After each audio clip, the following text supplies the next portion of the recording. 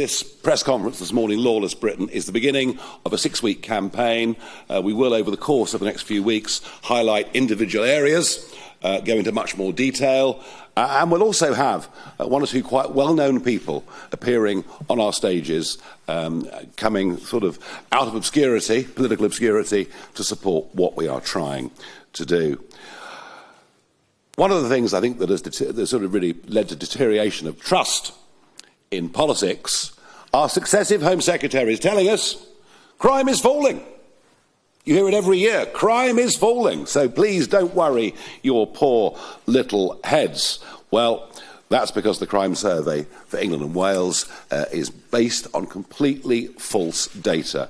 If you look at police recorded crime, which is what we've done for our research all through this, you can see that actually there are some significant rises in crimes of all kinds, particularly crimes against the person. We're actually facing, in many parts of our country, nothing short of societal collapse. If people are scared to go out of the shops, scared to let their kids out, that is a society that is degrading, and it's happening very, very rapidly. I'm astonished that there has been so little debate in Westminster amongst our political classes on this issue, because I'm sure they must, in their MPs' inboxes, get members of the public telling them just how grim things really are. Sarah mentioned the word respect. Respect for those in uniform has declined massively. The criminals don't particularly respect the police and can act in many cases with total impunity. Just as worrying, if not more so, is huge numbers of law-abiding, tax-paying Britons have also lost respect for the police, but in a different way. The idea, the concept that we're living in a system of two-tier policing and two-tier justice under two-tier care has really taken hold. You only have to look at the reluctance to prosecute those violent thugs in Manchester Airport who beat up those police officers. It took months and months and months for any prosecution to be brought, and I suspect the reason that it happened is because Reform said if they didn't, we would take on our own private prosecution. And yet, Lucy Connolly and others like that, and she received a 31-month prison sentence, albeit for saying something deeply intemperate and wrong, of that there's no question. Her case was dealt with in days. So we are in a real, real mess. Just looking and thinking about London for today, London, 1 in 3 people at some point have been subject to phone theft. It's almost unbelievable. Almost unbelievable. The number's so big. Had a case in my family a few months ago. Somebody at Victoria Station, a relation of mine, punched, phone taken, but they had a tracker on the phone, so we could see exactly where the phone was going. And I assume it wasn't just one phone, there would have been a couple of hundred phones. We even gave the police the address of the house in southern Buckinghamshire where the phones had gone to.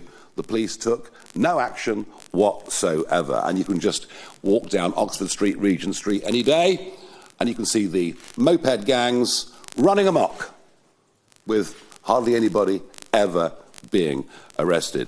I worked in the 1980s for a couple of Wall Street houses in my days in the commodity markets, and I remember if you left a restaurant in New York at 8, 9 o'clock at night, you made sure the taxi was there, waiting, the guy gave you a wave, so that you literally spent sort of 5 or 10 seconds leaving the venue. So bad was street crime in New York. And yet, 10 years later, you could wander about New York at 2 o'clock in the morning, being really unconcerned that anything would go wrong. And this, of course, was the inspirational mayor, Rudy Giuliani, who followed the broken windows theory, which is if you deal with crime, if you deal with graffiti, you deal with litter, you deal with things at the ground level, that actually that helps stop crime going further up. And we're doing the opposite. You know, since 2014, you can shoplift up to £200, and frankly, nothing is going to happen to you. Layla would not have been prosecuting them. Sarah would not have been hearing the cases. We've just accepted that shoplifting is okay. Drugs being smoked openly on the streets, that apparently is just okay. So what we've done is we've raised the level of what we now deem to be acceptable behaviour. And of course, what happens if you go lax on it? Well, of course, crime moves up to fill that gap and then moves on further still. So I want to be absolutely clear at the start of this 6-week campaign that Reform will be the toughest party on law and order and on crime that this country has ever seen. We will aim to cut crime by half in the first 5 years of a Reform government. We will take back control of our streets. We will take back control of our courts, of our prisons. And if you're a criminal, I am putting you on notice today that from 2029, or whenever that may be, either you obey the law or you will face very serious justice. Now, in terms of policy proposals, I'm going to reiterate the point. Zero tolerance policing. Every single shoplifting offence, however small, should be prosecuted. Every single mobile phone that is stolen, if we can track it, we need to go to the addresses and find out who these people are. Stop and search. Stop and search in areas where knife crime is prevalent will go on up until saturation point, until we drive knives off the street. And believe me, this is a policy that I know from my campaigning recently around the country, supported by people right across the political spectrum. And if we have to build more knife arches at the entrance to train stations or bus stations or whatever it may be, then we will do it. Fast track arrest, we believe that is very, very important. And if we have to open pop-up custody suites and centres around the country, we'll do so, because many police stations not just closing in huge numbers around the country, but many police stations, including a local one in Clacton, have lost their custody suites. So we believe that fast-track arrest, holding people, is right. And perhaps the biggest pledge that we would make today is to say 30,000 more police over a 5-year term of a parliament. And we will scrap all diversity, equality and inclusion roles, and we will aim for a higher and physically tougher standard of police officer on our streets.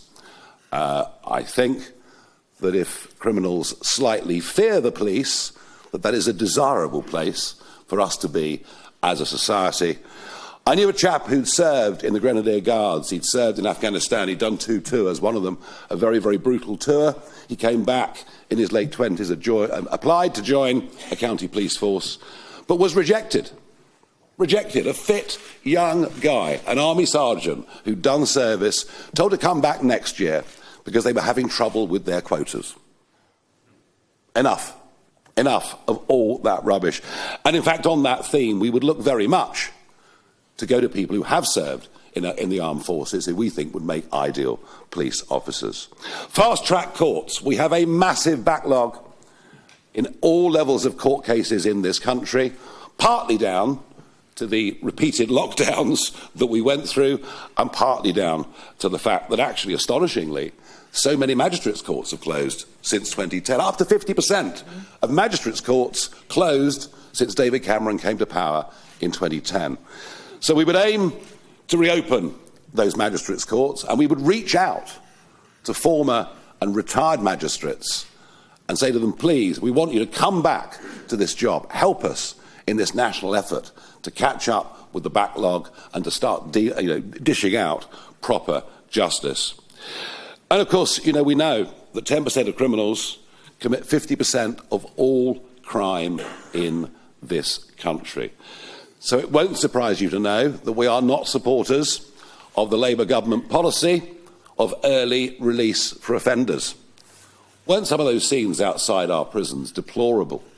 People being let out, being met by Lamborghinis, Rolls Royces, champagne being opened, and the reoffending rates have been truly horrific. No, we take a very, very different view, and we do absolutely think that if anyone commits more than 3, and whilst of course prison should aim initially to rehabilitate and to educate, if people are convicted of more than 3 serious offences, well, frankly, we think that puts them on a course towards life imprisonment. And the same goes for sexual offenders and violent offenders. We believe they should serve their full term, not just as punishment, but to keep the rest of society safe.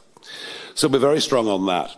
Yeah, commit the crime, pay the price, be you a shoplifter, be you someone carrying a knife, whatever it may be. And we would look to free up tens of thousands, up to 30,000 prison places. We will build Nightingale prisons. You remember the Nightingale hospitals? Within 72 hours, hospitals were built, and we'll work with private contractors, but we'll want to use the logistical skills that exist in the army and our armed forces to make this happen. We can build up to 12,000 prison places, and we can do so actually in short order.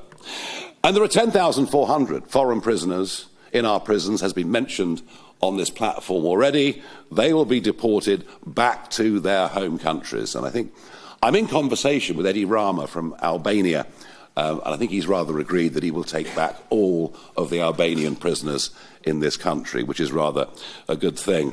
And yes, we do think dynamic prison places overseas work. You've seen America doing it recently, but the Scandinavian countries are doing it too. Estonia is quite prepared to take prisoners from this country. And in fact, the Labour government has had those conversations already, but of course, nothing has come to fruition. Denmark sends off prisoners to Kosovo and places like that. I mean, it is quite astonishing that to keep a prisoner in a British prison costs nearly £52,000 a year. You could send a child to Eton for that price. So if we can send some of our worst violent criminals overseas to serve their terms, then yes. And if that means that Ian Huntley goes to El Salvador, well, our attitude is so be it.